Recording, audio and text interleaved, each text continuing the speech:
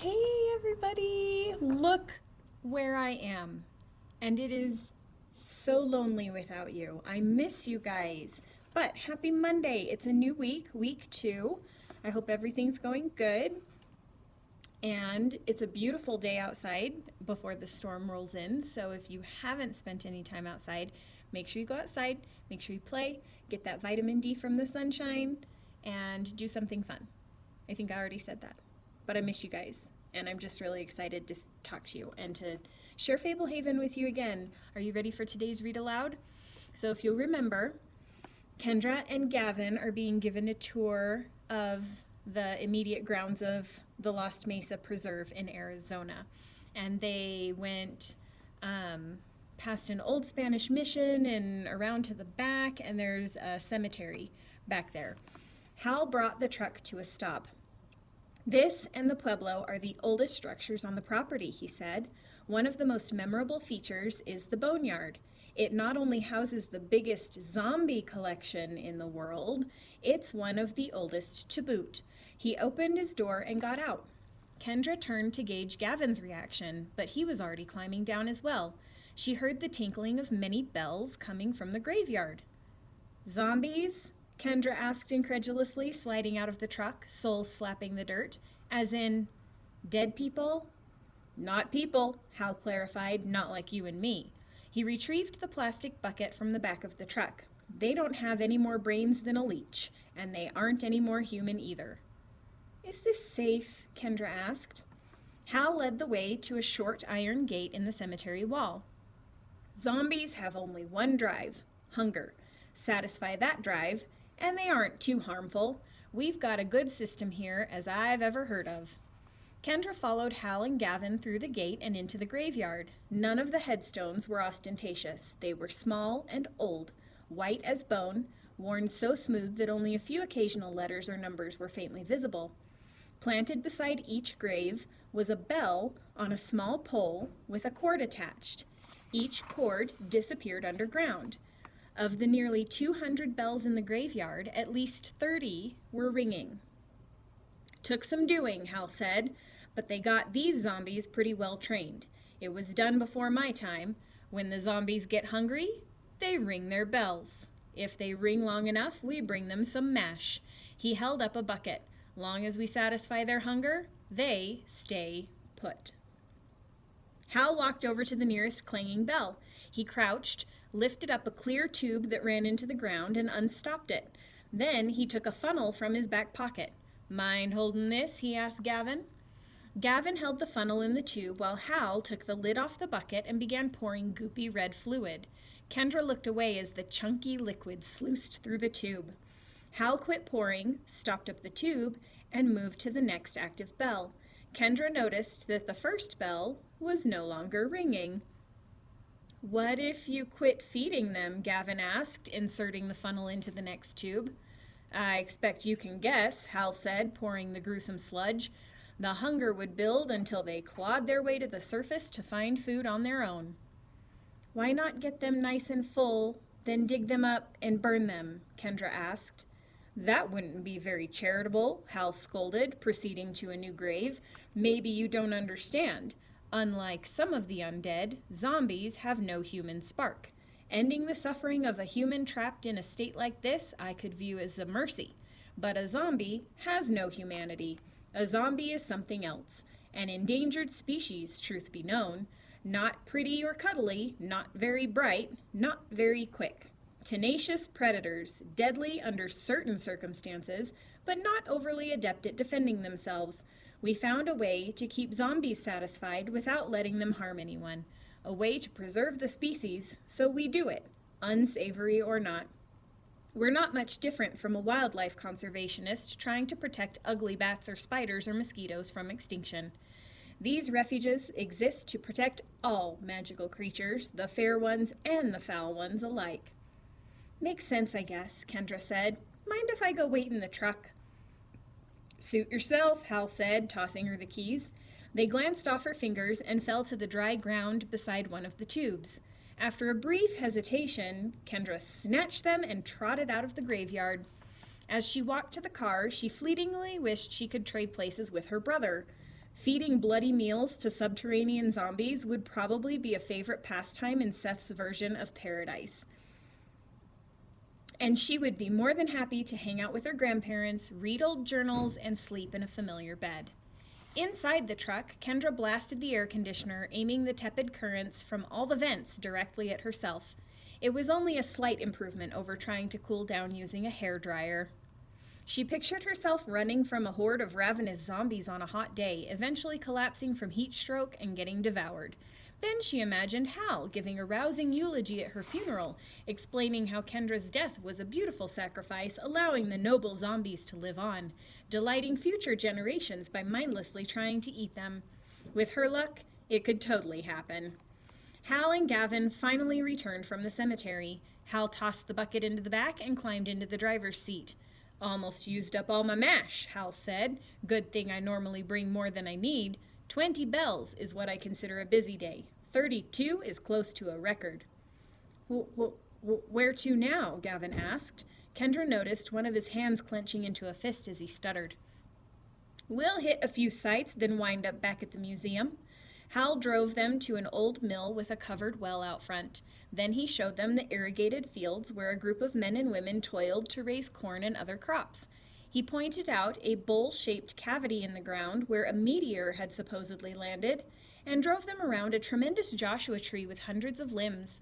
At last, they came back into sight of the hacienda and the Pueblo complex. Hal pulled the truck to a stop in front of the museum.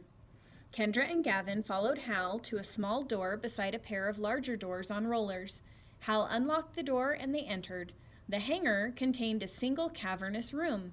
Daylight flooded in through high windows. Hal reached over and flipped on the lights, banishing the remaining shadows. "Welcome to the Museum of Unnatural History," Hal said, "the world's largest collection of freestanding magical creature skeletons and other related paraphernalia." Directly in front of Kendra loomed a human-like skeleton more than twice the height of a man. The skull tapered to a blunt point and had 3 eye sockets arranged like the points of a triangle. A bronze plaque labeled the creature a Mesopotamian Triclops.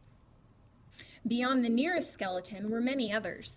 The bones of a horse supporting the bones of a human upper body instead of an equine head and neck, the skeleton of an ogre positioned as if combating 9 dwarfish skeletons, a cow skull the size of a motorhome, a mobile suspending delicate fairy skeletons, and a titanic humanoid skeleton with curved fangs and disproportionately thick bones that extended over half the distance to the high ceiling. Kendra also beheld other exotic displays. A huge, scaly skin hung on hooks, limp and dry, apparently shed by a creature with 4 arms and a serpentine body. A vibrant collection of eggshells, large and small, was arranged inside a glass case. Strange weapons and armor lined an entire wall. Enormous golden antlers branched outward above a doorway. Despite the numerous eye-catching exhibits in the room, Gavin immediately stalked toward what was undoubtedly the main attraction. Kendra and Hal jogged after him, catching up as he stopped in the center of the room with his hands on his hips. Protected by a circular railing taking up 1/4 of the total floor space was the skeleton of an immense dragon. Kendra gazed at the long, slender bones of the wings, the razor claws on the 4 feet, the vertebrae of the winding tail and elegant neck, and the vicious teeth on the massive horned skull. The milky bones were semi-transparent as if made of clouded glass or quartz, giving the tremendous skeleton an ethereal appearance. "Who would dare put actual dragon bones on display?" Gavin seethed through clenched teeth. "Actual bones is right," Hal said. "Unlike some of the exhibits, which are recreations and whatnot, this is entirely the original skeleton of a single dragon. Good luck finding another like this." "Who did this?" Gavin reiterated, eyes blazing. Hal finally seemed to notice he was upset. "There's a plaque right in front of you." Gavin stormed forward to read the bronze plaque attached to the railing. "World's only complete skeleton of an adult male dragon, believed by some to be Ranticus the Invincible, donated by Patton Burgess, 1901. Gavin gripped the railing, tendons standing out on the backs of his hands. He took a shuddering breath and then whirled, body tensed, eyeing Hal like he was ready to throw a punch. Have none of you ever heard that the remains of a dragon are sacred? Hal returned his gaze, unperturbed. You have some special connection with dragons, Gavin? Gavin lowered his eyes, his body going slack. After a moment, he spoke, his voice calmer. My dad worked with dragons. No foolin', Hal said with admiration. Not many men have the constitution for that kind of work. Mind if I ask your dad's name? Charlie rose. He did not lift his eyes. Your dad is Chuck Rose? Hal gasped. He's the closest thing we've had to a dragon tamer since Patton himself. I never knew Chuck had a kid. Of course, he always was a mite secretive. How is your old man? Dead. Hal's face fell. Oh, hadn't caught wind of that. I'm sorry to hear it. I truly am. No wonder the sight of a dragon skeleton would put you ill at ease. Dad fought hard to protect dragons, Gavin said, finally lifting his gaze. Their welfare was his top priority. He taught me a lot about them. I don't know much about Patton Burgess. Patton ain't exactly news no more. Passed on more than 60 years ago. Makes sense that your father wouldn't have brought him up too much. Those who love dragons would avoid the subject. Rumor has it, never confirmed mind you, that Patton was the last living person to slay a full-grown dragon. Kendra tried to keep her expression steady. If she revealed how she knew about Patton Burgess, it would tie her to Fablehaven. Better to avoid the appearance of knowing anything about the topic. Slayed a full-grown dragon? Gavin asked with a smile, clearly not believing a word. Did he claim to have killed this dragon? Way my granddad tells it, and my granddad met him, Patton never claimed to have killed a dragon. Fact is, he claimed the opposite. In this case, Patton said he found old Ranticus by following shady merchants who were pillaging his organs and selling them off piece by piece. Ranticus was numbered among the 20 lost dragons, Gavin said, one of the minority who never sought refuge in a sanctuary. We don't mean any harm keeping him on display, Hal said. It's out of respect more than anything, preserving what we can. Ain't like we charge admission. Gavin nodded. Because of my dad, dragons mean more to me than any other creature. I'm sorry if my reaction was out of line. No harm done. Sorry I didn't know your pedigree. I would have handled that differently.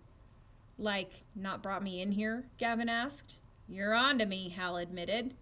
The bones are beautiful, Kendra said, turning her attention back to the fantastical skeleton. Lighter and stronger than anything I can think of, Hal said. Gavin turned to face the exhibit as well. Only other dragons can properly dispose of them. Time and the elements are no match, he said. They regarded the dragon remains in silence for several minutes. Kendra felt as though she could stare at the skeleton for the rest of the day. It was as if dragons were magical right down to their bones. Hal rubbed his round belly. Anybody else itching for some grub? I could eat, Gavin said. How do you eat with that mustache? Kendra asked as they started toward the exit. Hal stroked his whiskers lovingly. I call it my flavor saver. Sorry I asked, Kendra said, scrunching her face.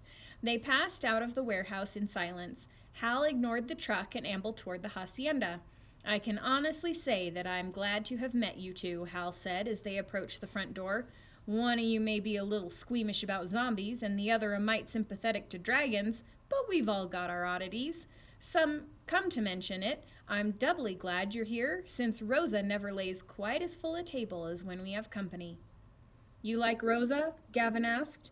Like her fine, Hal said. What with her being my spouse and all, I oughtn't complain. Lost Mesa is different from some preserves in that it has always been managed by a female caretaker. Comes from Pueblo culture, where the women inherit the property. I expect Mara will take over the position before long. She's a tough one, loyal as they come, but none too friendly. Hal opened the door and led them down a hall to an airy dining room. The hacienda was less hot and more humid than outside. Kendra noticed a large evaporative cooler humming in a window. Warren and Dugan already sat at the table with Rosa and Mara. We wondered when you'd show up, Rosa said. Where'd you take them, Colorado? Here and there, Hal said unflappably. Fed the zombies and such. He stole a blue corn chip from a basket on the table, jerking his hand away before Rosa could swat it with a ladle. That must have been appetizing, Warren said, shooting Kendra a glance. We're ready for food, Gavin said. We're ready to feed you, Rosa said with a smile. Enchilada soup, tamales, and corn casserole. Tammy wheeled Javier into the room, and they started passing the food around. Kendra tried to put zombies out of her mind when Rosa ladled the reddish soup into her bowl. The food looked and tasted different from other Mexican fare Kendra had eaten. Even though she found it a little too spicy, she enjoyed it. The conversation during dinner was all small talk, with Hal saying the most and Mara saying nothing. After the meal, Warren and Dugan excused themselves, taking Kendra and Gavin with them. Warren led Kendra into a bedroom with a view of the courtyard and closed the door. Dugan is filling in Gavin, Warren said. This will be your room. We should be out of here in no time. We're going after the artifact tomorrow. They agreed to let me tag along. All you have to do is sit tight. What happened last time? Kendra asked. Warren moved closer and spoke lower. It was Javier, Tammy, and a guy named Zach.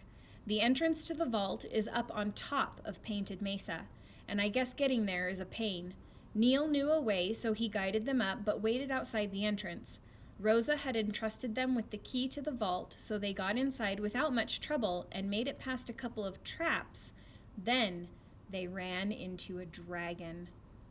A live one? Kendra said. Zach, the leader, was dead before they knew what was happening. Javier lost a leg and injured the other one. He wasn't bitten, he got swiped by the tail. He and Tammy were lucky to escape with their lives. They couldn't relate much about what the dragon looked like, but they both act certain about what attacked them. Gavin's dad worked with dragons, Kendra said. Which is why they brought him along, said Warren. Apparently, Gavin is a natural dragon tamer. You need to keep that quiet for his sake. It's the main reason his father kept him a secret. It could make him as big a target as you. What's a dragon tamer? Kendra asked. Warren sat down on the bed. To understand that, first you have to understand dragons, arguably the most powerful race of magical creatures. They live for thousands of years, they can grow to the size of apartment buildings, they have frighteningly keen intellects, and they have deep magic woven into every fiber of their bodies. Just about any mortals who try to converse with dragons find themselves instantly transfixed and rendered utterly powerless. A dragon tamer can avoid this effect and actually hold a conversation. And then they can control the dragon? Kendra asked. Warren chuckled. Nobody controls a dragon. But dragons are so accustomed to overpowering all other beings simply with their gaze that they find a human who they cannot break most intriguing. It's a dangerous game, but sometimes dragons will grant favors to such individuals, including allowing them to live. So, Gavin will try to talk his way past the dragon? Kendra asked. That's the idea. I just found out about the dragon, but they informed him earlier. I guess he's game to try, and I'm fool enough to tag along, said Warren. What if talking fails? Kendra asked. Could you guys kill it? Are you serious? Warren said. With what? Their scales are like stone, their bones like adamant. They each have a unique arsenal of powers at their disposal, not to mention teeth, tail, and claws. And keep in mind, all but a select few people become petrified in their presence. Dragons are the supreme predator. Hal acted like Patton Burgess might have killed a dragon, Kendra said. How'd you end up talking about slaying dragons? Warren asked. They have a dragon skeleton in their museum, donated by Patton, said Kendra. Patton always denied the rumors that he ever killed a dragon. I see no reason to doubt him. In olden times, great wizards learned how to use magic to destroy dragons, which was how they persuaded them to take refuge in the 7 sanctuaries. But a wizard who could slay a dragon has not walked the earth for hundreds of years. The only people I've heard of killing dragons in our times are poachers abusing hatchlings. Poachers of that sort are rare, courtesy of their short lifespans. What are the 7 sanctuaries? Kendra asked. Higher preserves than the kind you have seen, Warren said. Some magical creatures are too powerful to endure human supervision. These are sent to the 7 sanctuaries. Almost nobody knows their locations, myself included, but we're straying from the topic. You're going to try to steal an artifact from a dragon, Kendra said. Close. I'm going to sneak past a dragon in order to help Dugan obtain an artifact in order to steal it from Dugan in order to hide it in a better spot, said Warren. You think Gavin can really talk his way past a dragon? Kendra asked. If he's everything Dugan claims, maybe. His father was the most renowned dragon expert in the world. Even among caretakers and Knights of the Dawn, dragons remain the stuff of legend. I've never seen a live one. Almost none of us have. But Chuck Rose lived among them for months at a time studying their habits. He even photographed one.